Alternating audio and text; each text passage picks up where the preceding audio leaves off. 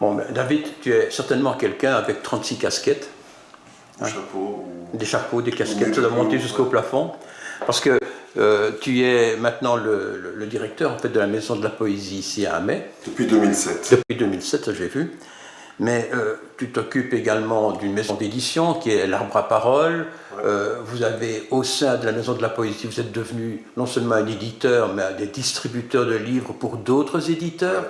Et en plus de ça, tu as une petite librairie à Bruxelles qui s'appelle Maelstrom, ouais. mais qui est un bouillonnement culturel extraordinaire dont on a beaucoup parlé, notamment quand il y avait les grandes foires du livre de Bruxelles, puisque vous faisiez une foire annexe off. Exact.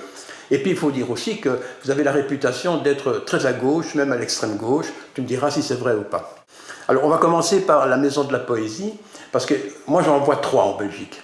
Il y a la Maison de la Poésie de Namur, que tout le monde connaît. Ouais. Il y a la Maison de la Poésie de Bruxelles, qui est à la Maison Camille Lemonnier. Ouais. Et puis il y a la vôtre. Est-ce que vous travaillez ensemble ou... Alors il y a la volonté de créer un réseau entre les Maisons de la Poésie.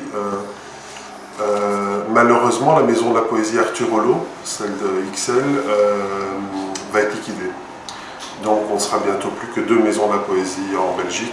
Et ce qui est curieux, c'est qu'une maison de la poésie, d'ailleurs, c'est une SBL bien sûr, ouais. Ça n'a pas l'air d'être un truc très commercial, qui rapporte de l'argent, ouais. Mais vous êtes quand même 14 ici, non?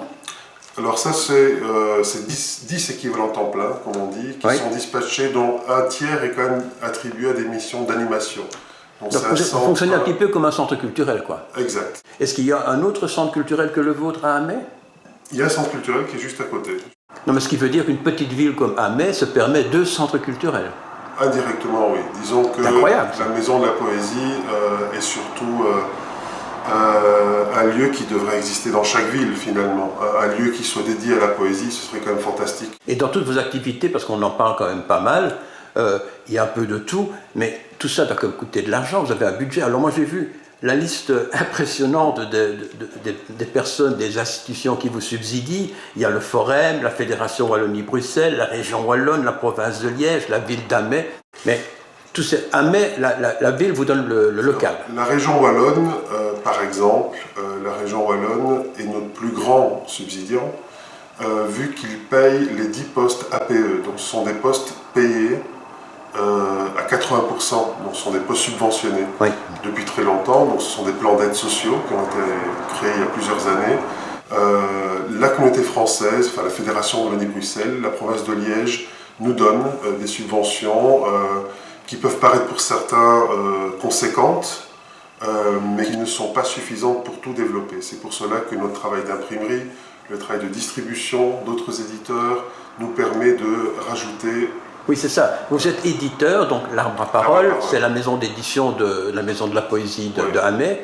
Mais donc là, malgré tout, vous avez des auteurs, vous vendez des livres, peut-être que vous arrivez grosso modo à en sortir, mais vous avez une imprimerie qui travaille pour d'autres éditeurs. Pour d'autres éditeurs comme les éditions Maelstrom, comme la Miroir, comme les Carrés du Dessert de Lune, comme les éditions Only, qui est un éditeur d'abord numérique, qui fait maintenant des livres papier aussi avec nous. Ça rapporte un peu d'argent qui va nous permettre de pallier là où les subsides ne sont pas suffisants. Ça ne suffit pas encore à nous sortir du rouge, donc nous sommes dans une situation malheureusement depuis 2 ans en net déficit, qu'on résorbe petit à petit. Et qui comble alors quand il manque de l'argent? Pour l'instant, nous restons en déficit, tout simplement. C'est-à-dire nous essayons de combler avec les travaux d'imprimerie et la distribution. Donc j'ai bon espoir d'ici 2-3 ans, nous arrivons à des résultats. Nous recherchons aussi constamment des sponsors ou des mécènes qui pourraient combler. Il nous faudrait 20 à 30 000 euros par an en plus. Actuellement, si on imprime en Belgique, on arrive à peine, disons, à trouver des prix valables. Ou alors il faut aller en Bulgarie, il faut aller en Hongrie. Il y a des éditeurs qui font cela. Mais alors il faut des commandes plus importantes au départ. Mais je ne peux pas leur cracher dessus de faire ça. Je pense qu'aujourd'hui, il y a d'autres moyens. Venir chez nous, c'est pouvoir avoir un prix vraiment raisonnable et en plus avoir la satisfaction d'aider une entreprise d'Europe, je dirais, qui traite ses employés normalement. Je ne sais pas comment en Bulgarie et en Roumanie on paye les employés. Oui, mais enfin ça, disons que sur le plan économique, les gens ils s'en fichent, hein. C'est le prix qui compte, un point c'est tout. Hein. Oui, mais bon, pour moi il y a l'éthique qui va toujours avec l'économique. Le problème au fond, c'est pas tellement de fabriquer des livres, certainement pas de trouver des auteurs, mais c'est de les faire connaître. Évidemment, toujours. La poésie, française. la littérature, ça n'intéresse plus personne. Je ne pense pas, c'est pas la même chose, c'est-à-dire qu'il y a comme un manque de fierté de ce qui est fait en Belgique, ce qui est hallucinant en fait. Oui. Alors la France, et c'est là l'erreur que font Camille les médias. Lemonnier le disait au début du siècle. Oui, mais ça devient de pire en pire. Maelstrom a démarré, je crois, en 2009, c'est ça ou... Maelstrom a eu plusieurs démarrages. En 1990, comme une revue, Oui. On fêtera nos 25 ans l'année prochaine, Oui. le projet Maelstrom. 2003, comme maison d'édition à part entière. Voilà. Mais en fait, c'est une librairie, comme tu dis, qui fait 20 mètres carrés. Voilà. Et la librairie 2010. Voilà. Voilà. Elle est toute petite, toute petite. Petite. Et dans cette librairie, Il il faut n'y a, prendre les livres qu'elle héberge. il n'y a que de la poésie. Non, il y a de tout. Il y a 80% de poésie. Mais Et, qui achète encore de la poésie à notre époque?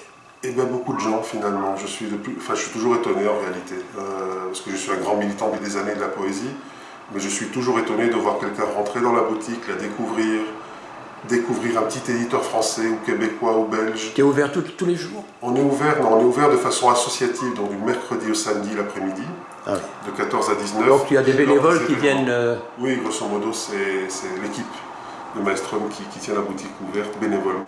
Mais ça fait depuis fin 2010 que nous travaillons ainsi.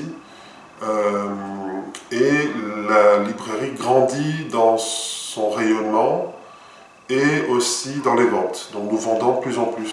Bon, alors cette histoire du off, là je crois qu'il faut en parler. Parce que, bon, je le dis pour les Français, chaque année, il y a la grande foire du livre de Bruxelles, qui est la plus grosse, mais qui est contestée par les petits éditeurs, d'abord parce qu'ils la trouvent chère, et puis aussi parce qu'ils estiment que c'est purement économique. Principalement. Ouais. Voilà. Alors vous avez créé, à la même époque, au même moment, pratiquement à côté, une foire du livre off. Oui, nous Donc, étions à 400 mètres, c'était en 2008, nous avons fait 2 éditions.